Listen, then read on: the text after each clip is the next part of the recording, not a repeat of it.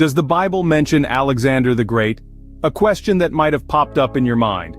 Today we're delving into an intriguing intersection of history and religion, examining the ancient texts and the figures they may or may not reference.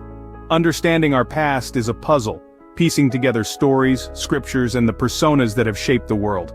It's about uncovering the contexts that define them. Join us on this journey as we explore the relationship between Alexander the Great and the Bible. To delve into this question, we first need to understand who Alexander the Great was. Born in 356 BC to Philip II of Macedon and Olympias, Alexander the Great is a name that echoes through the annals of history. From an early age, he was tutored by none other than the philosopher Aristotle, receiving an education steeped in the arts, philosophy, and sciences. Rising to power at the tender age of 20, Alexander's reign was marked by an insatiable thirst for conquest. He led his armies through Asia and Northeast Africa, creating one of the largest empires the world has ever known, all by the time he was only 30. His military strategies and tactics are still studied in military academies today. But Alexander's influence extended far beyond the battlefield. His empire facilitated a period of Hellenistic culture, where Greek language, arts, and ideas spread throughout the regions he conquered.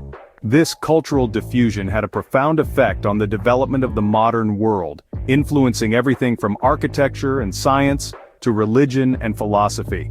Historians have documented Alexander's life extensively, with accounts ranging from the historical to the mythical. Among the most notable are the works of Arrian and Plutarch, who wrote detailed biographies of the Macedonian ruler. Their writings, along with the accounts of other historians, present a complex portrait of a man who was both a ruthless conqueror and a visionary leader. However, it wasn't just the Greeks who wrote about Alexander. His life and exploits also found their way into Persian, Indian, and even Roman texts. His name was known across continents, his influence seeping into cultures and societies far removed from his homeland of Macedonia. As a colossal figure of history, Alexander's influence spread far and wide, but did it reach the pages of the Bible? As we delve deeper into this question, we will explore the historical context of the Bible and examine whether the scriptures hold any references to Alexander the Great. Stay tuned as we unravel this intriguing intersection of history and theology. Now let's turn our attention to the Bible and its historical context. The Bible, a sacred text to billions worldwide, is a collection of religious writings by different authors over many centuries. It's divided into two main sections: the Old Testament and the New Testament. The Old Testament, also known as the Hebrew Bible, was written long before the birth of Christ, while the New Testament was composed in the 1st century AD, following Christ's life. The Old Testament is filled with a myriad of writings, including historical accounts, laws, poetry, and prophetic books. These prophetic books hold particular interest for us today. Prophets in biblical times were spiritual leaders who claimed to have been chosen by God to deliver his messages to people. They often spoke of future events, some of which pertained to the rise and fall of empires and leaders. Now, let's dive a little deeper into the Old Testament. It consists of 39 books, written predominantly in Hebrew between the 12th and 2nd century BC. Some of these books, like Daniel and Isaiah, contain prophecies that some believe could reference Alexander the Great.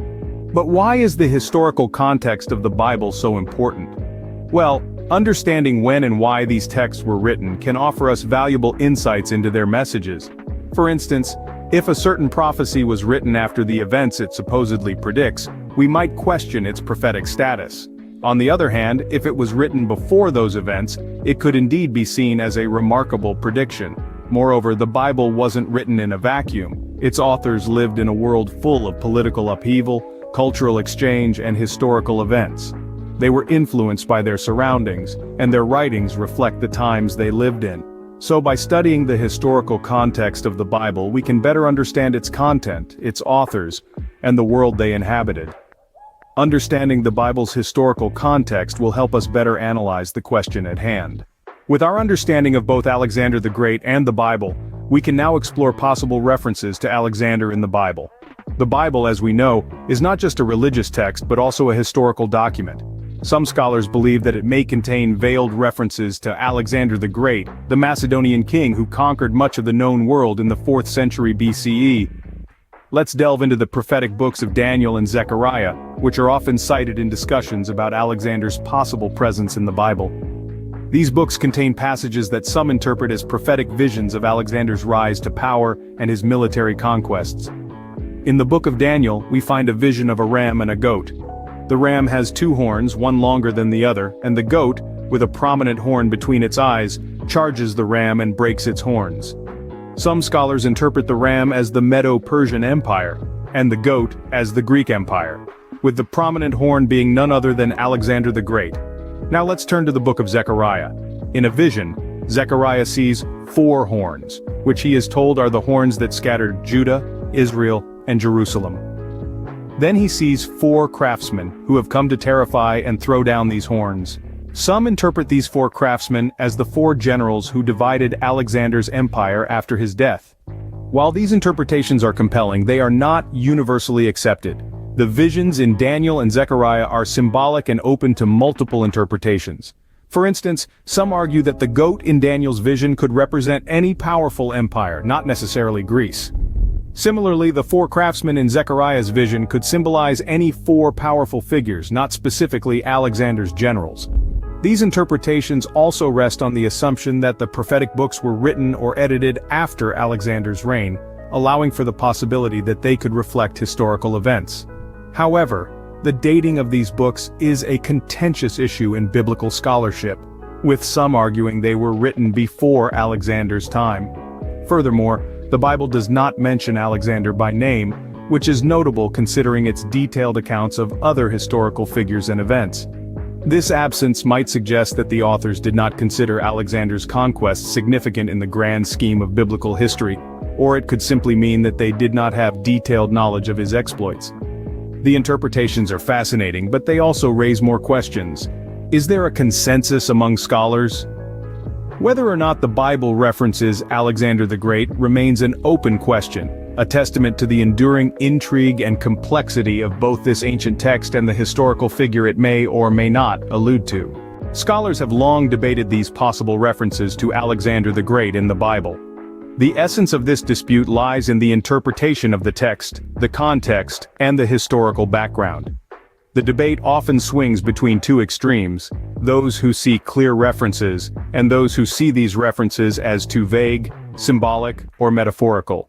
On one side of the scholarly divide, we find those who firmly believe that the Bible does indeed mention Alexander the Great.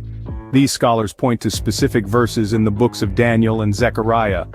They argue that the descriptions of a mighty king who shall rule with great dominion and do as he wills are too specific and too closely aligned with historical accounts of Alexander's life and conquests to be coincidental.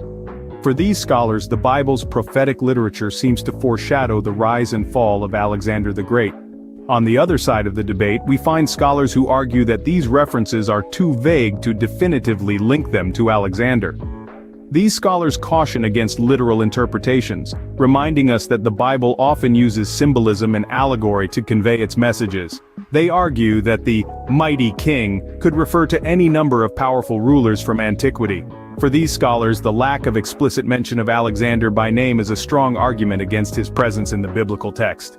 Then there are those scholars who sit somewhere in the middle. They recognize the potential references to Alexander, but also acknowledge the inherent ambiguity in the biblical text. These scholars suggest that whether or not the Bible mentions Alexander the Great may be less important than what these passages tell us about the historical and cultural context in which they were written. Ultimately, the question, does the Bible mention Alexander the Great, is much more than an exercise in historical trivia. It is a test of how we interpret ancient texts, of how we understand history, and of how we approach the Bible itself. It's a question that invites us to delve deeper into the richness of historical study and biblical interpretation. So, while the question, does the Bible mention Alexander the Great, remains a topic of debate, the exploration of this question reveals the richness of both historical study and biblical interpretation.